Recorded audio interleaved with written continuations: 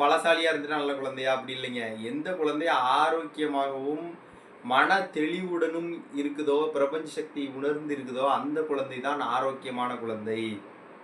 அதற்கு பிரபஞ்சத்துக்கு நாம எந்த விதத்திலயுமே தீங்கிழைக்க கூடாது. இந்த பூமி தாயை எப்பொழுதும் மதிக்கணும், நன்றி கூறணும். அப்பொழுதுதான் அந்த உணவு நம்ம உடம்புக்குள்ள போய் எந்த விதமான பாதிப்பையும் அது நச்சாவே கலந்திருந்தாலும் நன்மையா மாற்றக்கூடிய தாய் நம்ம பூமி தாய். ஆனா நம்ம நன்றி உணர்வே இல்லாம நம்ம ஒரு பக்கம் அதை சேதம் பண்ணிட்டு இன்னொரு பக்கம் அதுகிட்டேருந்து வர்றதை எடுத்து சாப்பிடும்போது நம்மளுக்கு அதான் வள்ளுவர் சொல்லியிருக்காரு, எண்ணென்றி கொன்றார்க்கும் உய்வுண்டா உய்வில்லை, செய் நன்றி கொன்ற இருக்கு. அது மனுஷனுக்கு மனுஷன் பண்ற துரோகம் மட்டும் இல்லைங்க. இந்த பூமி தாய்கிட்டேருந்து எல்லாத்தையும் எடுத்துக்கிட்டு நம்ம திரும்ப அதுக்கு ஒரு துரோகம் பண்றோம் பார்த்தீங்களா, அதுவும் தான். உங்களுக்கு இந்த பதிவு ஆழ்ந்து சிந்திக்கிறவங்களுக்கு கண்டிப்பாக பிடிச்சிருக்கும். பிடிச்சிருந்தா லைக் பண்ணுங்க, ஷேர் பண்ணுங்க, சப்ஸ்கிரைப் பண்ணுங்க. நன்றி, வணக்கம்.